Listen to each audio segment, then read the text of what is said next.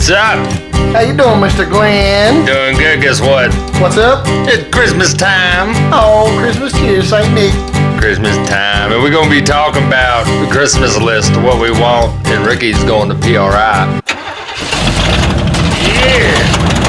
Oh, God, come on, God dang it. Yeah, now we are all silver. Soul Ranch, bolts and nuts, gaskets, horsepower stuff. Got the valves, got the pistons. Me and Ricky speaking, we all listening.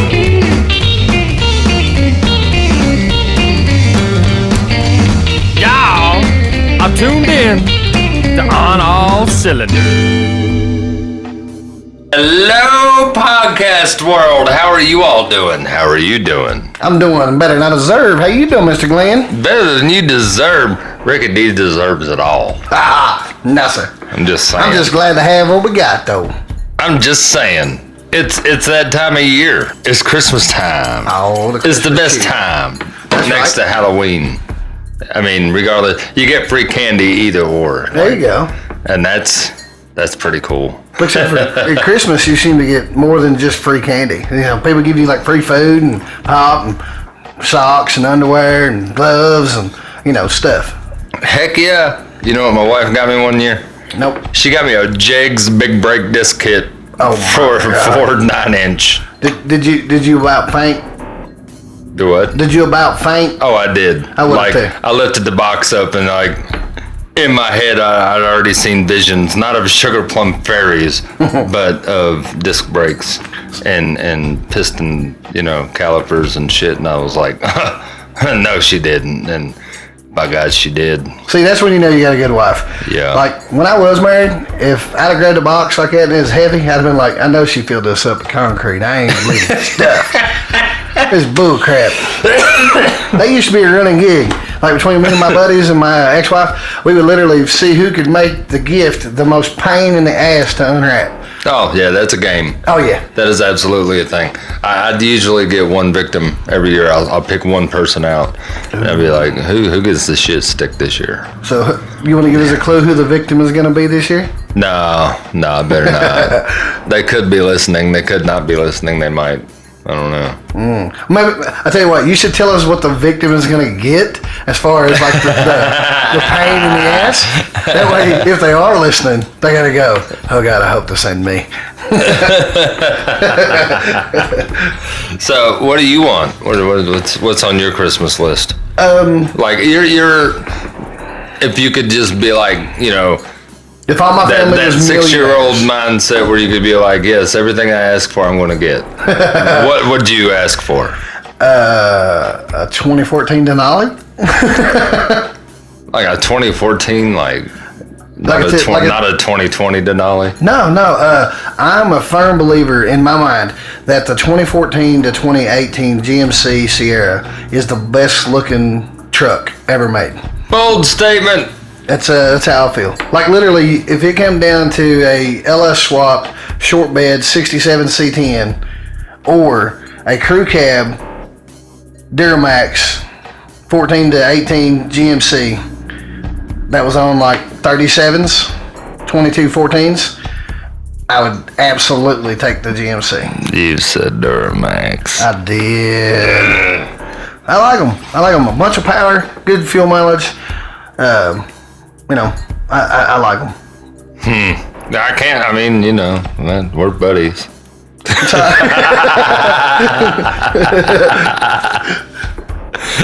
I really like the way they look, man. I went and looked at one today that had 6.2 in it. It was great. It's a good looking truck, but just couldn't bring myself to afford to pay for it. So if anybody wants to buy me a 14 to 17 Denali, I'll be your friend. Like power adders. What would you do? Like Christmas list. Like go freaking nuts, man. Christmas list. What would you do? I would have a Midwest chassis, chromoly, K-member for my Camaro, upper and lower control arms, probably some Viking double adjustable coilovers front and rear, power glide from Jake's Performance with Pro Brake in it, billet converter from Pro Torque, a 460 cubic inch LSX motor, twin 88mm Pro Mod turbos, billet atomizer injectors, enough fuel pump to run straight methanol, 25.5 cert cage, B-locks front and rear, parachute. You know, basically your basic X275 setup. Right. And then I'll be like, I swear to God, it's a street car. Right. It got a turn signal. It's got a turn signal. What? Hands right here. I got the title. Got the title registration right here. That's right. Tags and insurance. Good to know. Like my sister, she beat me up. She's like, what do you want? What do you want? What do you want? And I was like, I don't know. I got to looking around, and the only thing I asked for is some mid-length gear-rich sockets for my toolbox. I think it's awesome because they're not the shorties. Yeah. They're not the full length. They're mid-length, and they're awesome. And they're only like $40. I was like, there, I'll take that. There you go. Tools always make a good gift. Especially trying to go into the venture I'm trying to go into. It'd be super exceptional. Yes. So what about you? What would you have for your Christmas gift? Peace on earth. Okay. Glenn, I'm only 5'5", brother. We can't have it getting too deep in here. Peace on earth and goodwill towards my C10 and my F100. There you go. There we go. Yeah. No, that's what's on the list. On my list. What was on my list? I don't know. Some trans fluid to fill up my trans. Oil, break-in additive. To get the son of a bitch started. You gotta do the same thing that you said, make power adders, the ultimate dream build. Because if we're gonna do that, I want insulation for my garage. I mean, I don't know. I mean, I'd love to have an old school William blower for my 460 for the old 53. But right now I'm working for the rear end, so ideally, I mean, I'd like to have a full bulletproof, 4 9-inch rear end, narrowed, titanium ends. Oh God! QA1 double adjustables, McLeod clutch and all that good shit. That's what I want. Basically, I want you to just lay out Jags or some magazine and say, "Go ahead, just whatever you want." Point at everything and just do it. You're a race car dude. Mm-hmm. I'm a hot rod dude. Right. So all your parts are pretty high and stupidly expensive and. I mean, not only expensive, but you want a methanol fuel pump. Mm-hmm. I can just use a regular fuel pump. Mm-hmm. You know what I mean? So my Christmas list is relatively smaller, right? Or a little more tame than your Christmas list. You're also a lot closer to finishing your projects than I am. My car is, by most people's standards, it's probably pretty cool to where they want it to be. But if we're going to talk about fantasy Christmas list, and I'm gonna say where I would like to be in 5 or 8 years. Yeah. And going pro car, that's a hell of a Christmas item. Yeah. I mean, who wouldn't be like, yeah, I want a race car for Christmas? Yeah. I mean, that's every kid's dream. Exactly. Shit, I want a monster truck. I want Bigfoot for Christmas. I want 54-inch mud tires. God dang. That'd be good.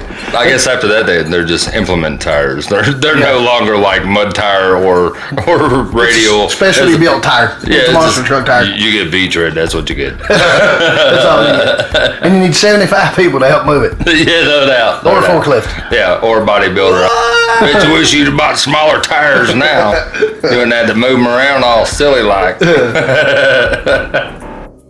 One of my favorite things was doing in the snow and wasn't peeing in it, spelling my name. Most people would think that was my favorite pastime in the snow, but no, car hood sledding. Oh, absolutely. Yes, car hood sledding. If you never car hood sledded, then I feel sorry for you. Bro, totally. Up until the time I joined the Army, me and my buddies, we would... Or John boat sledding. We would tie it to the back of a pickup truck and go down Hingston with it. Yes. My buddy ended up in the hospital 2 times. He broke 2 ribs. See, that's the shit. Them's the times that you're supposed to reflect on. Exactly. You're like, remember that time we went to the hospital because we was totally being and we was just really glad that we didn't go to jail.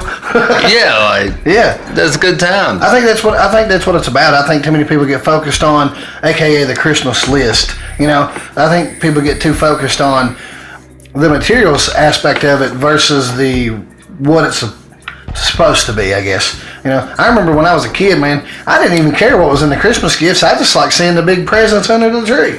You know, I mean, most of the time as kids, you don't even play with the gifts. You play with a box of their wrapping paper. You know, trying to play with this box. The kids come in. There's two types of people in the world, and I like to use this analogy. There's the type of person that plays the lottery their whole life, and when they win, and say they win, you know, $500 million, and then they decide to take lump sum, and the government takes out $20 million of that $500 million. There's two types of people. There's the people that go, man, I got $480 million. Yeah, baby.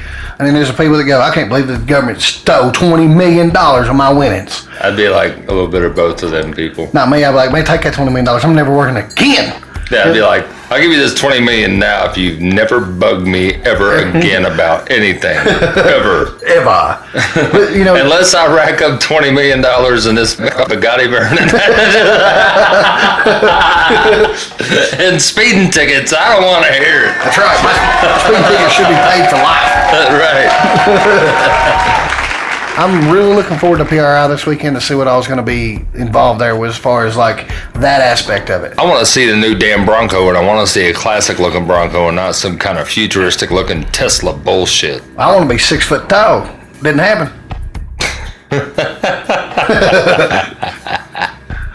I don't want a 4-door fucking Bronco. What do you feel about the Tesla truck?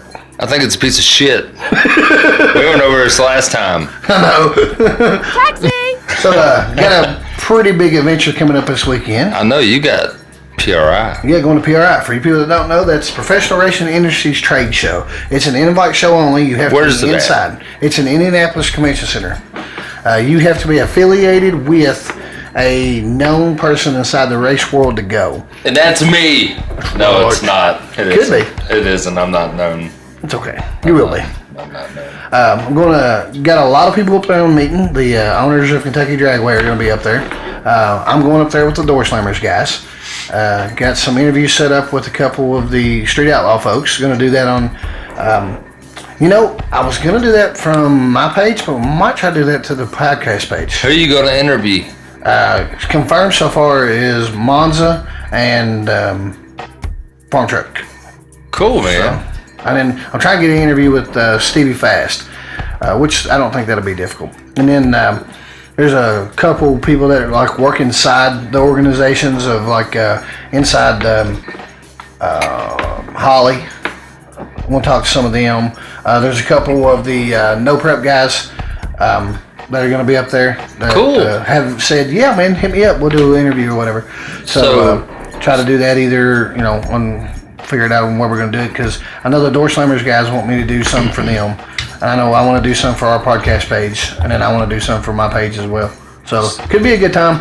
What's really cool about this show is you get to see basically all the great stuff that's coming out for 2020. So everything that's coming out for this next year is going to be at this trade show. So you kind of get your chance to link up with the who's who's of what's what. And there's a lot of if you've ever been to the Indianapolis Convention Center, it completely and utterly fills it up. So it's like 3 floors, and it's there's simulators up there. It's a really neat deal. So it's a trade show, and I had brought up in my Christmas list earlier about some QA1 shocks. I feel like you might be close to them people when you're there. Just slip a couple into your back pocket. Right. Unfortunately, you missed the part where I said I want some Vikings. Or maybe some Mentos, even better. Because I really would like them shocks. They're good. But that's the beauty for going up there, though, is that you get to rub elbows with the people that are in there. And a lot of people view the hot rod world, because when I say the hot rod world, it's all encompassing for me, because it's everything. Whether you're a hot rodder, a drag racer, an import guy, right, whatever. If you're an automotive enthusiast, then you're going to find something at this show that you like. The bad side is that it's invite only. You have to be inside, big air quotes, big inside. You got to be in a clique, bro. Yeah, just like everything else. But it's the tall guy convention, dude. Right. It's really neat up there, because you can potentially align yourself with sponsors. You can potentially align yourself with people that are like, hey, man, I like your attitude. I like your message. If I can help you out, let me know. So that's kind of the goal of going up there, is seeing who I can align myself with, and see if maybe bring some sponsors onto the show, get some sponsors for the track. That's how all this works. It's about presenting your idea, presenting the person that you are to people that have things that you need. That way, they can get something from you, you can get something from them, and you develop good relationships with people. Well, see, and that's just what I'm saying is. You said that the farm truck Sean might be there, and I'm like, I've got one of them trucks myself that I'm building. Mm-hmm. Not a farm truck, so relationships and whatever. Snag me one of his old engines. Christmas list. I want a set of those wireless Proform scales. There you go. Yes, those things. Yes, those are bad. I remember working in an auto shop class with the old school scales. I was like, man, what's the deal with this? I don't get it. And then, my teacher, he was like his sons were pretty much circle track racers. Oh yeah, big deal for scales then. Yeah, and then he was like, this is the track we're racing. This is what you're going to spend your entire senior year doing, is getting my camber right for this track and getting the weight right for this track. And damn, I wish I went to that school. Where was that at? Damn it. Yeah. He don't teach now though. His name is Mike Armstrong. Mike, you owe us pizza. Just saying. And then, his replacement was a guy named Rock Moore. I always thought that was great. I was like, man, that is a great name. What's your name? Rock Moore, not Rock Moore. I would be that cheesy dude. I'd be like, oh yeah, that's a great name. That's a power name. Yeah. Man. Like Cole Trickle. That's a great name. Oh, that race car driver, Dick Trickle. Dick Trickle, yep. Who names their kid that? Full frickin' well your last name is Trickle. Yeah. I mean, I just feel like you're setting them up for a failure at that point. That kid was obviously not something planned, and you're like, you know what? Your name's going to be Dick Trickle. So at PRI, is it products, or they got the cars on display? Or yes, it's a big publicity deal to where they'll have, first and foremost, it's about the products that are coming up. I'm sure Nitrous Express will have their new intakes on display. Yeah. Oh yes. Nitrous Express will be there with all the latest and greatest. They always got the latest and greatest. Well, Frankenstein has really come along. I mean, that's probably the best intake out there. That either Frankenstein or Plasma Man, one of those two. They're a complete billet CNC. Unbelievable amazingness. They'll be there. Anybody that is involved in the racing industry at all. Oddly enough, last year, one of the biggest things that stands out in my mind as far as utensils or tools that was there, I don't remember the name, but I remember the tool, it was to insert AN lines together. And if you've ever put together an AN line, they're not fun. Army Navy they suck. Yeah, they suck trying to put them together. Especially when you're dealing with steel braided line. Well, this gentleman had a tool up there that literally you chopped and it went on and twisted. It was done. And I was like, that's the greatest thing in the world. And I hope that guy's going to be there again, because I'm going to get his card so I can buy one of those. But it's everything. It's everything from, Pro Charger does a massive setup up there. They'll have, the baddest of the baddest of their cars that run Pro Charger up there. They'll be up there. Cletus McFarland will be up there with his car. Oh, cool. All the Street Outlaws are going to be there. Every one of them. Well, of course. John Force is going to be there. He's always there. Ashley will be there. Anybody in NHRA that is, that can be there is going to be there. Alex Lochner will be there. Anybody that's anybody.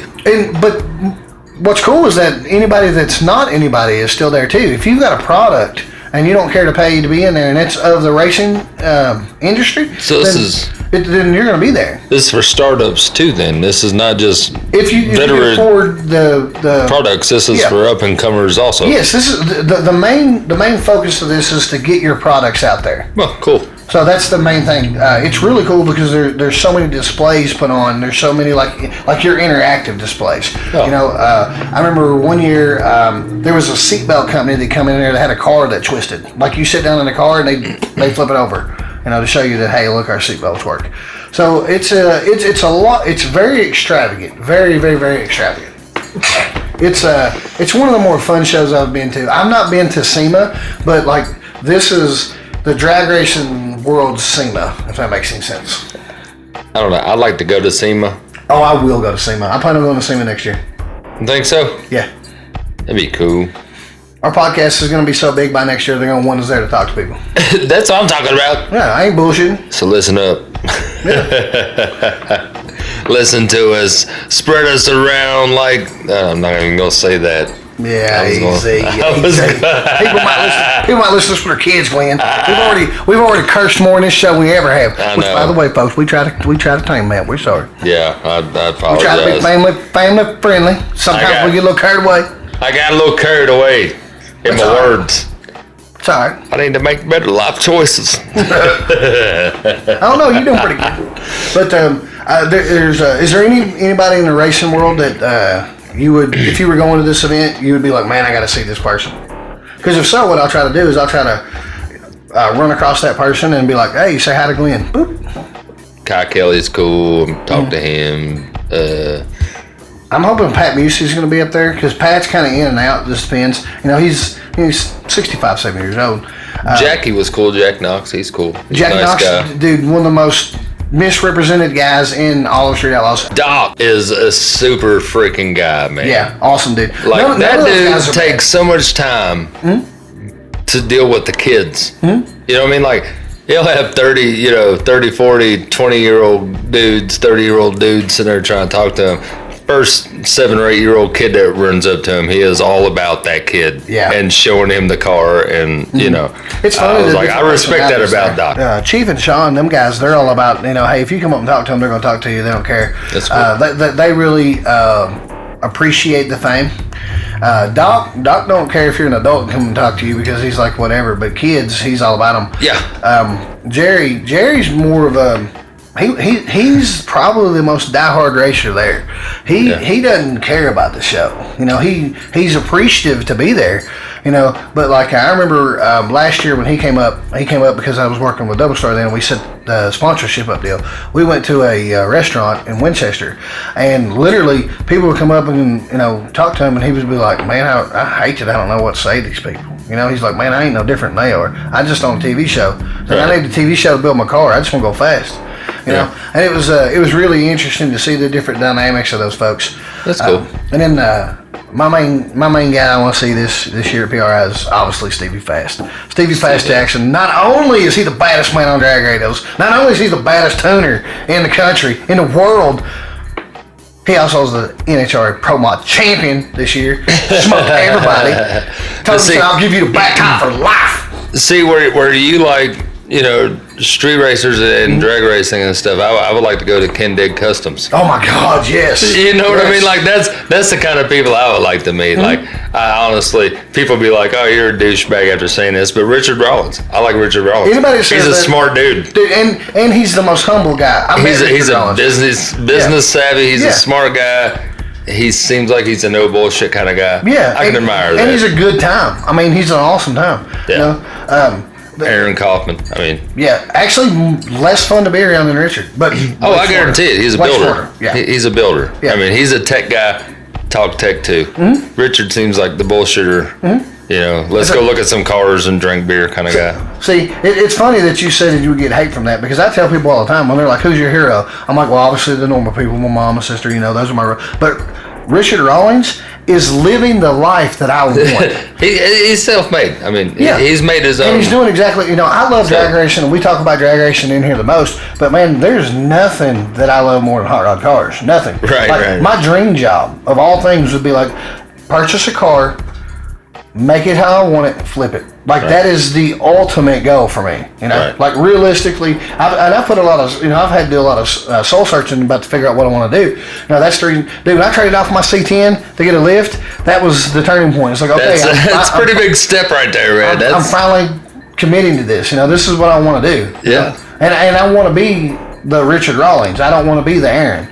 I want to be the guy that is, because my biggest skill set is talking. I like to talk to people. I love communication. I like people.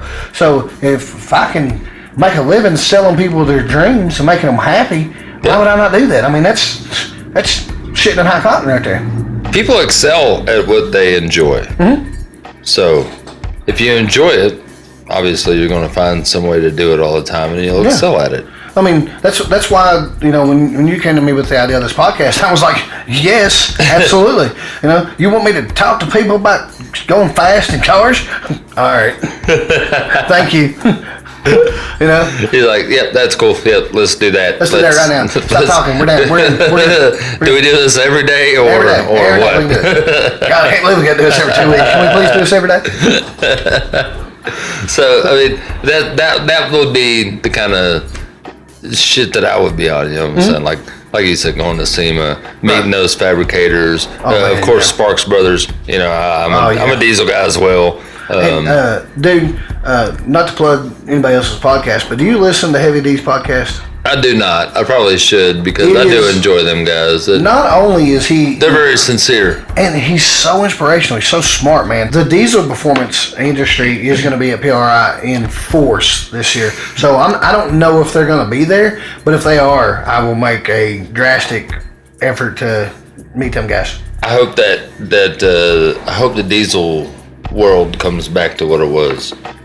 Oh man, we need more big trucks. We need more big trucks. When you say big trucks, what do you say? Because when I just talked about having a Duramax on 24 14s for 37s, you kind of looked at me like I had a pecker going out of my head. No, that's good. That's good stuff. Oh. We need more break the mold trucks and diesels. Like, anybody can take a stock freaking truck and put a set of skateboard wheels on it and a set of fender lights. Look at my truck.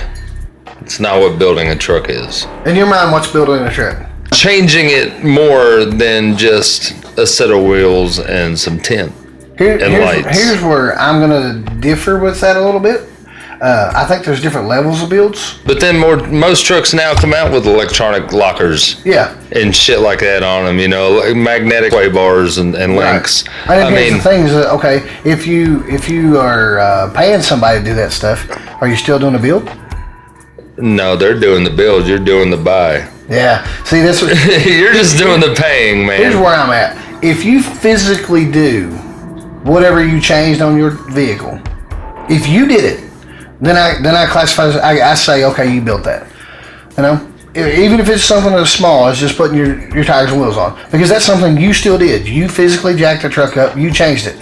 Because to me, I respect somebody at the same level as if, hey, you wouldn't put the tires and wheels on your truck. That's just as cool as somebody over here that's got a 6-inch suspension lift, but they paid somebody to do it. You know, so where I'm at is, okay, I respect you spent a big bunch of money on your build over here. You paid for it to be built. It's your build. That's cool. But I have the same level of respect for somebody that maybe don't have the same amount of money, but they took the time to put bigger tires and wheels on their truck. They did tint the windows themselves. They did that. You know, so to me, even though it's basic, you know, I remember being 16 years old and putting my first set of wheels on something and thinking, this is awesome. You know, so for me, the word build it's not as simple. Well, that's why when I was 16, I tore down an S10 completely to the chassis, rebuilt the engine, rebuilt the trans, put lowered suspension on it, fabricated air shocks for it.